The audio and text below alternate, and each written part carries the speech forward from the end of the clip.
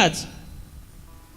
तो अनपाय कुलोतुंग चोल राजा बड़ा राजा था, जिसने राज में आते ही जितने कैदी थे सबको मुक्त कर दिया कैद से। क्या कर दिया? मुक्त कर दिया।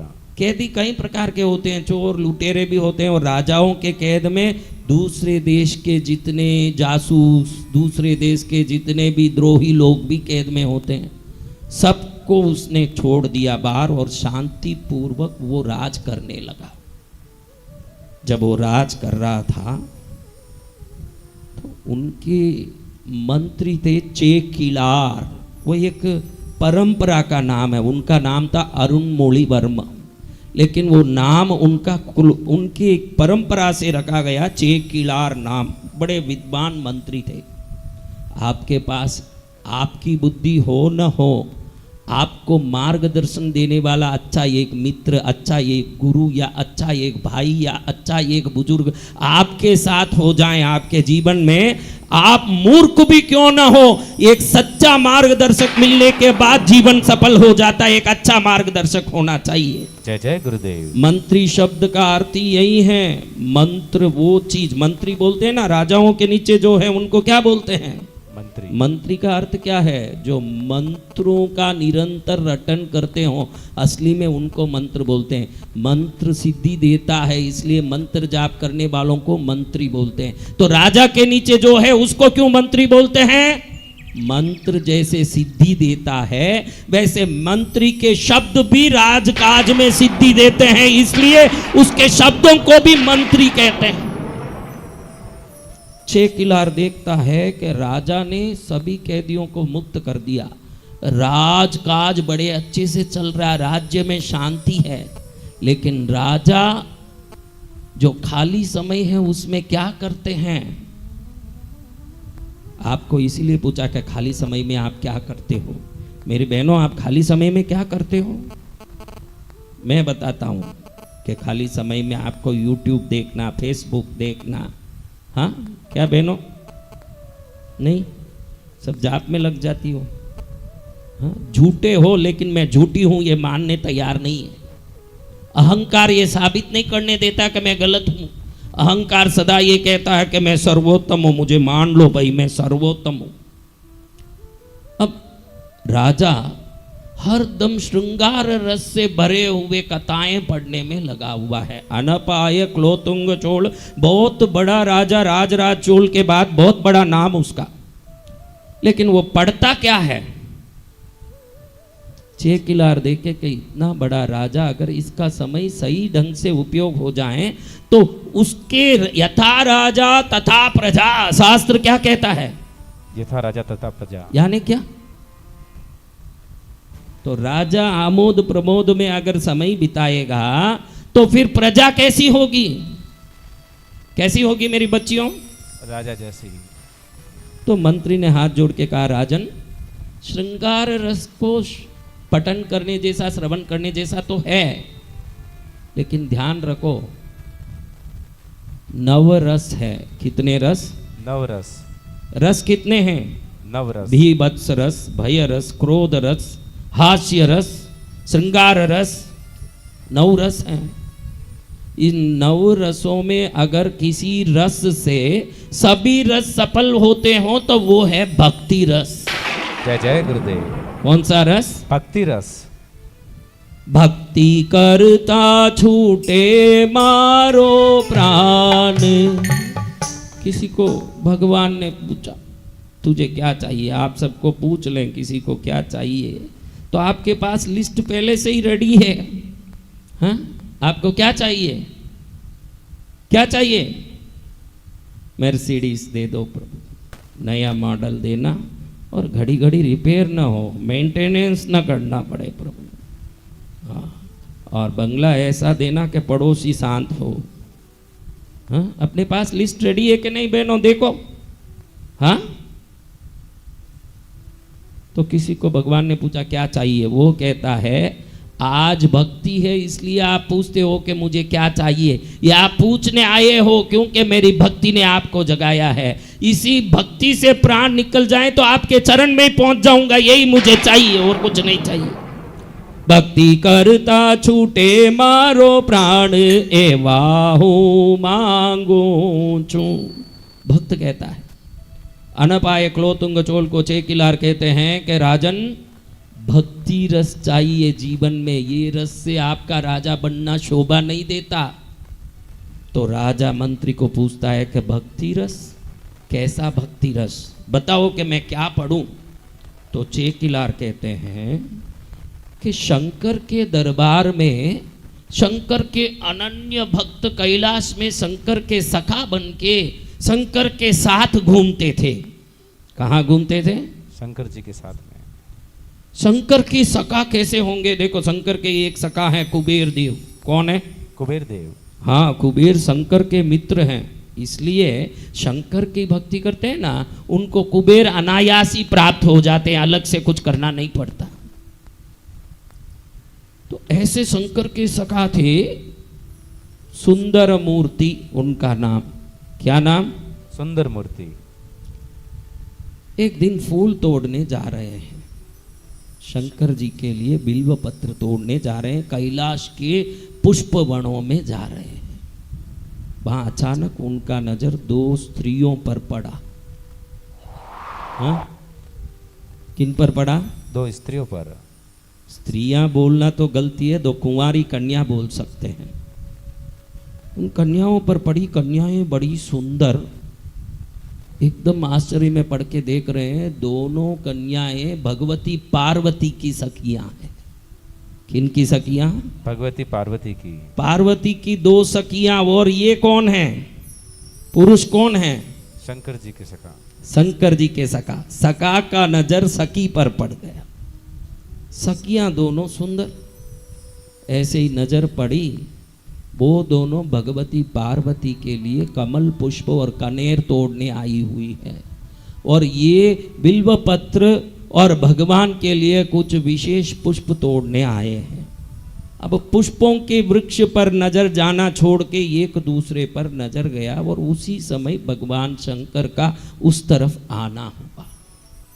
जैसे ही प्रभु ने देखा कि ये एक दूसरे में लय हो रहे हैं, तो प्रभु जी ने सुंदर मूर्ति को कहा कि भाई, ये जो स्थान तुम बैठे हो, आपको भी कहता हूँ, अन्य क्षेत्रे कृतम पापम तीर्थ क्षेत्रे विनश्यति, तीर्थ क्षेत्रे कृतम पापम वज्रलेपो भविष्यति। जिस जगह रह के जो काम करना चाहिए वो काम नहीं करोगे तो उस जगह से 1000 गुना पाप लेके जाओगे आप। अन्य जगहों में देखो, वैश्यालय किस लिए? भजन करने के लिए। वैश्यालय किस लिए? बोलो, वैश्या का घर किस लिए है? भजन करोगे वहां बैठ के। और भजन का घर किस लिए है? भजन करने के लिए। और भजन के घर में बैठ के दूसरे दुष्चिंतन करते रहोगे तो महापाप लगेगा कि नहीं महाराज? लगेगा। तो दूसरे क्षेत्र में इतनी सावधानी बरतने की जरूरत नहीं, कृष्णगिरी में बहुत सावधान रहने की जरूरत है, क्योंकि इस जगह रह के गलत विचार किया तो 1000 गुना पाप लग जाएगा।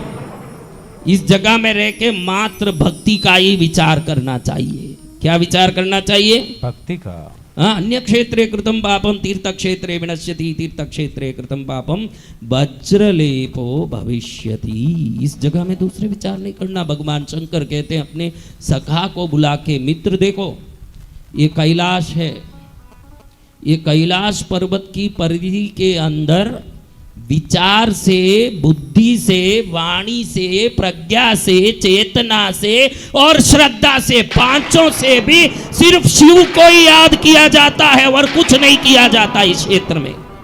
यहां रह के तुमने अगर दूसरी चीज का विचार किया तो इसका अर्थ है कि तुमको अब यहां रहने का अधिकार नहीं है। तुम धरती में जाओ, दक्षिण में जाकर के तुम जन्म लो। ये दोनों कमलिनी और अनिंदिता नाम से दक्षिण में जन्म लेगी। इन दोनों से तुम विवाह करके संसार के बंधन को पूरा करो, बाद में ही वापस कैलाश आना, क्योंकि कैलाश में कैलाशपति के सिवाय अन्य किसी का विचार करने की अनुमति नहीं है।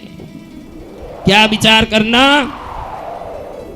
सिर्फ कैलाशपति का यहां विचार किया जाता है। दूसरा विचार किया, चल यहां से निकल। भगवान ने उनको श्राप या वरदान, जो सोचो, इस दोनों भी है। मन में आई लड़कियों के प्रति भाव, तो उन लड़कियों को ही पाने का आशीर्वाद भी समझो, और कैलाश से मुक्त होके च्युत होने का श्राप भी समझो। आप जैसे समझो वैसी बात है। दोनों को निकाल दिया प्रभु ने, स्त्रियों को और पुरुष को भी निकाल दिया, जो तिरुवारूर नाम के दक्षिण भारत के क्षेत्र में जन्म लिए। और उन्होंने ही ये 63 भक्तों की कथा लिखी बाद में। ये बहुत बड़ी कथा है, उनकी कथा खुद, ये सका की कथा। वो बोलने जाऊं तो ये इन्होंने जो 63 भक्तों की कथा लिखी, इस कथा को पढ़ने के लिए चेकिलार ने अनपाय क्लोतुंग चूल को प्रेरणा दी। तो उन्होंने कहा कि ये कथा आप लिखिए। मंत्री को बोला आप लिखिए।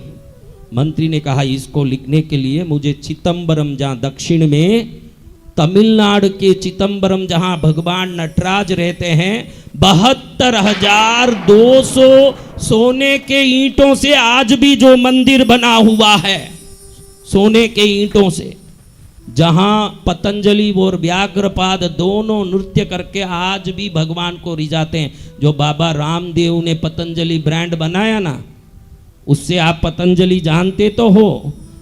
अंजलि में, अंजलि यानी हाथ, एक स्त्री हाथ को ऐसे करके चिदंबरम के पास की कावेरी नदी में खड़ी खड़ी स्नान करके सूर्य को अर्घ्य दे रही थी।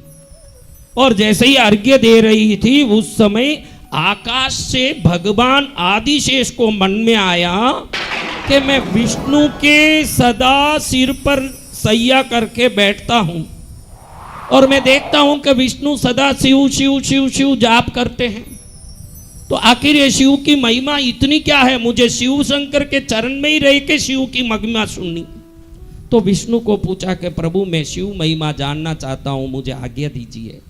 तो भगवान नारायण ने कहा कि शिव महिमा जानना हो तो कैलाश में भी नहीं जान सकता, न पृथ्वी में भी नहीं जान सकता। दक्षिण भारत के चिदंबरम में नटराज भगवान स्वयं अपने नृत्य से पूरे ब्रह्मांड को हिलाते हैं। उस जगह जाके सेवा करेगा तो प्रभु शंकर की महिमा को अच्छे से समझ पाएगा। तो मुझे जाने की आज्ञा दो प्रभु, मुझे जाना है, मुझे जाना है प्रभु शंकर के धाम। मनडो मारो गमतो नते, बने जाऊं छे शंकर के धाम रे। मनडो मारो गमतो नते। आदिशेष भगवान ने सोचा कि मैं कैसे जाऊं चिदंबरम।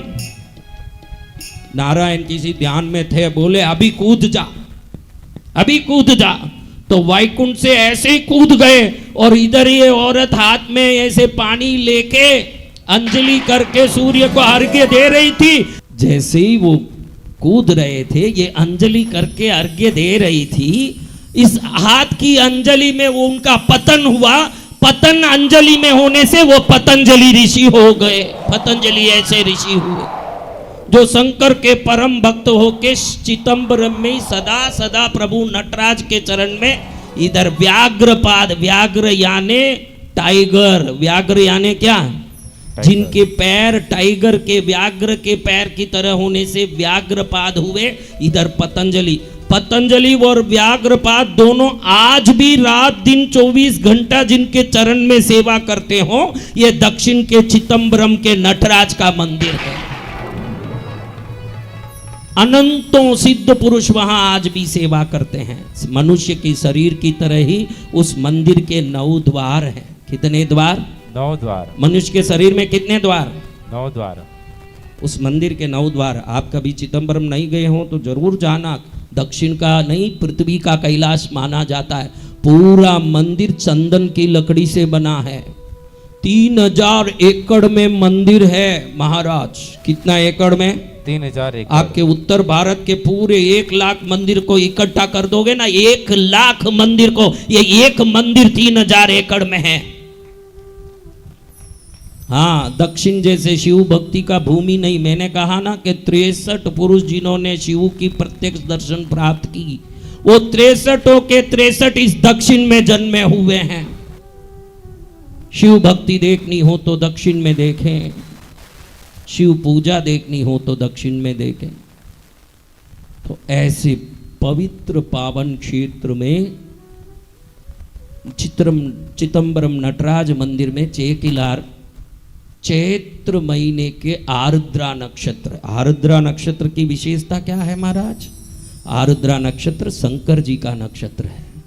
किनका नक्षत्र? शंकर जी का नक्षत्र कौन सा है? आर्द्रा।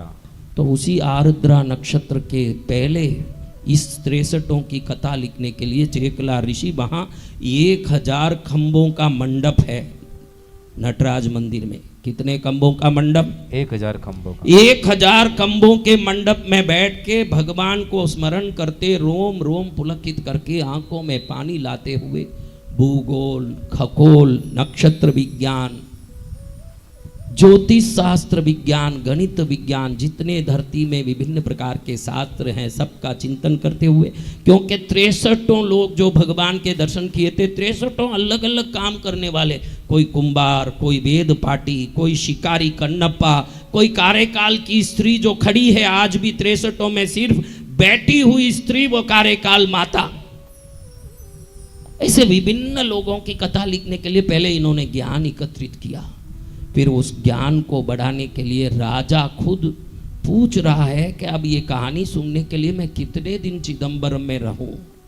मंत्री कहें कि ये कहानी मैं शुरू करूंगा चैत्र महीने के आर्द्रा नक्षत्र में, और अगले वर्ष के चैत्र महीने के आर्द्रा नक्षत्र में ये पूरा होगा। यानी ये 63 लोगों की कहानी मुझे संक्षिप्त में सुनाने, शॉर्टली सुनाने 1 वर्ष लगेगा। राजा कहता है कि मैं 1 वर्ष के लिए चोल राजधानी को चिदंबरम में स्थानांतरित करता हूं, और जगत में जितने बड़े बड़े राजा मंत्री हैं, बड़े बड़े लोग हैं, सबको आमंत्रित करो कि ये दिव्य वाणी को श्रवण करने पृथ्वी के सभी राजा, महापुरुष, वेद पाठी, विद्वान, सामर्थ्यवान, लोक कल्याणकारी, लेखक, भाषक, सबको आमंत्रित करो। पूरे चिदंबरम को सजाओ और सुंदर बनाओ। नटराज मंदिर में ऊंचा सा आसन लगाओ जिस पर जरी का वस्त्र डालो, सोने का सिंहासन बिछाओ जिस पर चेकिलार स्वामी को बैठाओ। वो मेरे मंत्री हो तो क्या, आज वो कहानी सुनाएंगे प्रभु की महिमा करने वाले सेवकों की। वो राजाओं के भी राजा हैं, उनको ऊपर बैठाओ, उनके नीचे बैठ के मैं ये कहानी सुनूंगा, और सभी लोग इस कहानी को सुनने के लिए तत्पर हो जाएं। इन कहानियों को सुन के एक एक सेवक की जैसे जैसे प्रभु की कहानी सुनते जाएंगे वैसे वैसे शंकर की कृपा बरसती जाएगी, धरती कल्याण मंगलकारी हो जाएगी। जय गुरुदेव। आया चैत्र का आर्द्रा नक्षत्र का दिन, बड़ा उत्सव का मौका आया। जगह जगह तोरण बंधे हुए हैं, केले के झाड़ बंधे हुए हैं, रस्ते भर गुलाब का जल छांट के रथों की आने की व्यवस्था की गई है। गुलाब के पुष्पों रस्ते भर में बांटे हुए हैं, जगह जगह वाद्य बज रहे हैं। शुभ मुहूर्त में पंडितों वेद पाठ करें, कलश कुंभ लेकर के चेकिलार की स्वागत करें। हाथ में लिखा हुआ पेरिय पुराणम, पेरिय यानी बड़ा, आप बोलते हो ना गरुड़ पुराण, क्या बोलते हो? गर्भ पुराण, नारद पुराण, शिव पुराण, विष्णु पुराण, अग्नि पुराण, मार्कंडेय पुराण, बोलते हो कि नहीं? जी भगवान। ये 63 की कथा का पुराण का नाम क्या है पता है? बड़ा पुराण। क्या पुराण? बड़ा ये पुराण। जितने पुराण हैं भगवानों की, उनकी भक्ति करने वाले सेवकों के पुराण का नाम रखा गया बड़ा पुराण। इन सबसे भी बड़ा, उसका नाम क्या रखा गया? बड़ा पुराण। हाथी पर सोने की अंबारी लगा के, अंबारी के पीछे स्वयं अनपाय क्लोतुंग चोल राजा दोनों हाथ में चावर डोल रहा चेकिलार मंत्री का, और आगे मंत्री सोने के थाल में लिखा हुआ पुराण हाथ में लेके चल रहे हैं। आकाश से देवता पुष्प बरसा रहे हैं, जैसे लीला एकदम चेतनमय होके सुन रही है, इस प्रकार से बरसा रहे हैं आकाश से देवता पुष्प। कैसे बरसा रहे हैं? और मंदिर में प्रवेश हुआ, मंदिर में मंच लगाया गया है। क्या लगाया है? मंच लगाया गया। सोने के मंच पर मखमल की आसन बिछाई है, उस पर चंदन के पाटे पर सोने की थाली रखी, सोने के थाली में पुष्प बिछाए, उस पर वो बड़ा पुराण रखा गया। आगे चेकिलार हाथ जोड़ के आंख में अश्रु बहाते हुए कहते हैं कि धन्य प्रभु, मैं मंत्री था, मेरे द्वारा हजारों राजकाज होने थे, मैं राजपाट को संभालने वाले राजा को मार्गदर्शन देने जाता तो 1000 प्रकार के पाप ताप संताप में लिप्त होना पड़ता। मुझे उससे छुटकारा दिला के आपके भक्ति में लगा दिया आपने, मुझे धन्य कर दिया मेरा जीवन। आपको अनंत कोटि प्रणाम। चेकिलार शुरू करते हैं भगवान की भक्तों की कथा। ये कथा बड़ी लंबी है, मैं अब ये कथा 5 दिन शिवरात्रि के लिए ही नहीं सुना रहा हूं, आगे जो 16 दिन यहाँ कार्यक्रम चल रहा है, पूरा 16 ही दिन इसी कथाओं को सुनाते जाने वाला हूं, ताकि इन कथाओं को सुन के हम समझ पाएं कि हम कितने नालायक और तुच्छ हैं। ये सुनने के बाद उनकी महिमा समझ नहीं पड़े तो चलेगी, अपनी गलतियां जरूर हमको समझ पड़ जाएगी। ये पक्की बात है कि मैं कितना गलत हूं न कितना पापी हूं। ये समझ आ जाए तो हमसे बड़ा योग्यवान कोई नहीं है। ये समझ आ जाता है अच्छे से इन कथाओं में। वो बैठ के वहां कथा शुरू करते हैं। इस कथा को लिखा ना जब चेकिलार, तो कोई भी चीज में स्टार्टिंग ट्रबल एक होता नहीं बेटा दिनेश जी। तुम लोग भी पहले जब मंच में बोलने गए होंगे बहुत साल पहले, तो क्या बोलूं ये सोच आया होगा, नाचने वाली को कैसे शुरू करूं ये सोच आता है, गायकों को कौन से गीत से शुरू करूं ये सोच आता है, और कैमरामैन को किस एंगल से लूं ये सोच आता है। तो ये हर एक को आता है जिसका नाम है स्टार्टिंग ट्रबल। क्या है? Starting trouble. तो ये चेकिलार को भी आया जब लिखना, अभी नहीं, अभी तो उन्होंने लिख दिया और आके मंच पर बैठ गए। जब लिखना शुरू किया, उन किताब की महिमा के लिए बताना चाहता हूँ, ये बता दूं बाद में कथा शुरू करें, इसलिए बताना चाहता हूं कि क्या महिमा है। उन्होंने लिखना शुरू करने के लिए लिखने का कलम उठाया, वो उन जमाने का दवात कलम। मेरे पिताजी भी दवात कलम से दीपावली के दिन पूजा में लिखते थे। आप में कोई दवात कलम देखे भी नहीं होंगे, मुझे लगता है कोई पुराने लोग हों तो देखे होंगे, जो दवात में कलम को डुबो डुबो के लिखते थे और ऊपर से मोर का पंखी होता था। देखे हैं आप में कितने लोगों ने देखा है?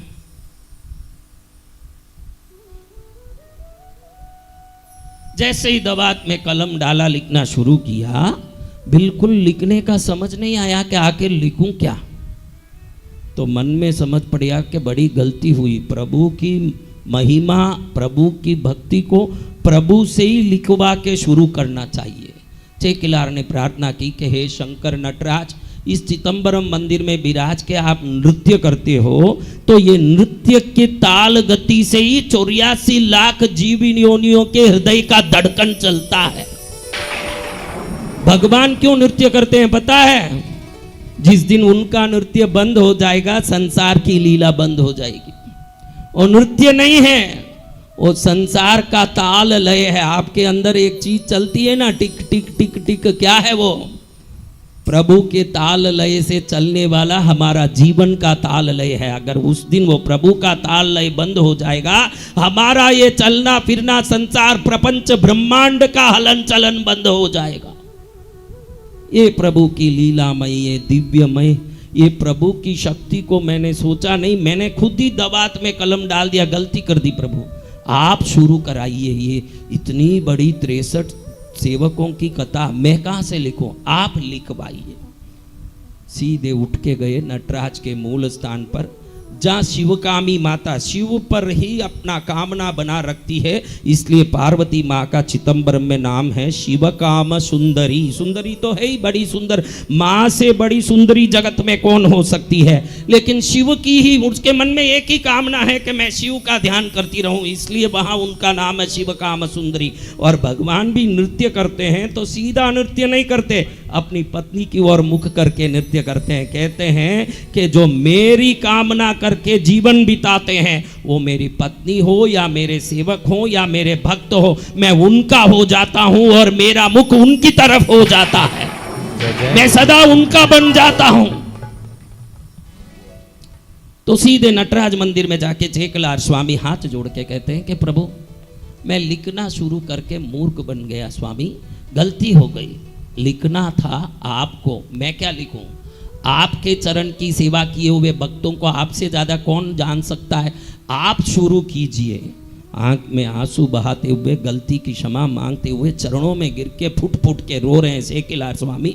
तब जोर से आकाश से वाणी हुई, पहला पंक्ति भगवान शंकर ने बोला, उलगेलाम उणर्ंद बोदर करियवन।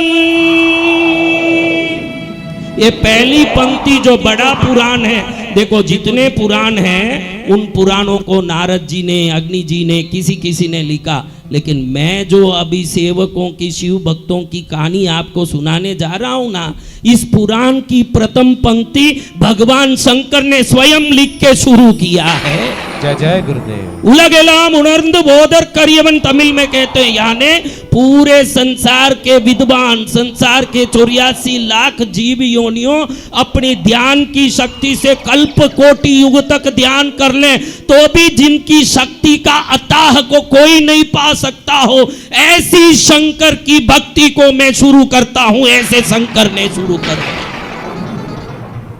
पूरे ब्रह्मांड के विद्वान मिलके भी अपनी विद्वता को एकत्रित कर लें तो शंकर के चरण की धूल को भी नहीं जान सकेंगे।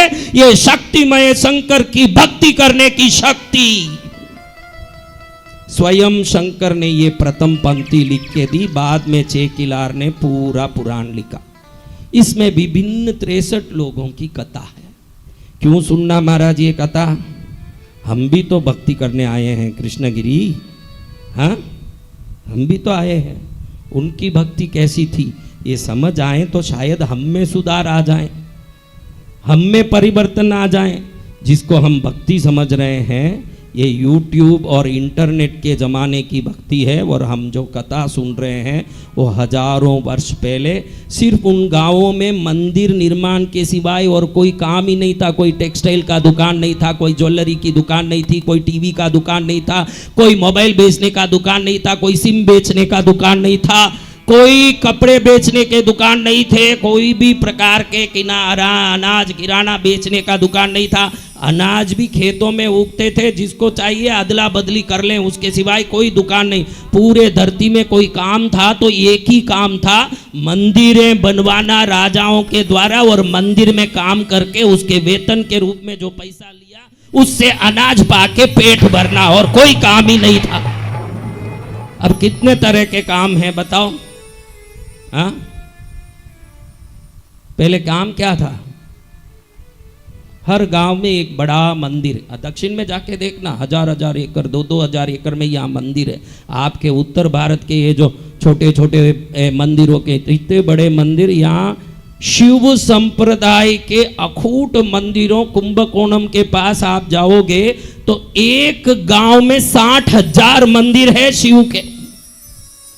60 मंदिर नहीं बोल रहा हूं, 60,000 मंदिर की बात कर रहा हूं। 60,000 मंदिर है ये गांव में। ऐसे प्रभु के अनन्य भक्तों से भरे क्षेत्र में श्री चेकिलार स्वामी अनपाय कुलोतुंग राजा को ये कहानी, जो कहानियों ने पहले ही चंद्रमूर्ति राजा धरती में आके तिरुवारूर में जन्म लेके आनंदिनी कमलिका के साथ शादी करके ये 63 की कहानी लिख चुके, उस समय भी भगवान ने ही सुंदरमूर्ति स्वामी को भी कहानी लिखने के लिए प्रथम पंक्ति लिख के दी। बाद में चेकिलार लिखे तो भी उनको भी प्रथम पंक्ति भगवान ने ही लिख के दी। तो इस कहानियों में कुछ कहानी पहले 5 दिन शिवरात्रि तक सुनते हैं, बाद में इसी कहानियों को बढ़ाते जाऊंगा, क्योंकि मुझे भी आनंद आएगा कि किसी बहाने हम भक्त बनने की कोशिश करें। भगवान की महिमा तो बहुत सुन लेंगे हम, हाँ सुन लेंगे कि नहीं, लेकिन सुन के भी आप कितना भी बढ़िया से बढ़िया हलवे के बारे में सुन लो, हलवा खाओगे तो फायदे का है कि सुनने से फायदे का है? हाँ कब फायदे का है? खाएंगे तब। तो आप भी भक्त बनोगे तो फायदे का है कि दुनिया भर की कथा सुनने से फायदा है?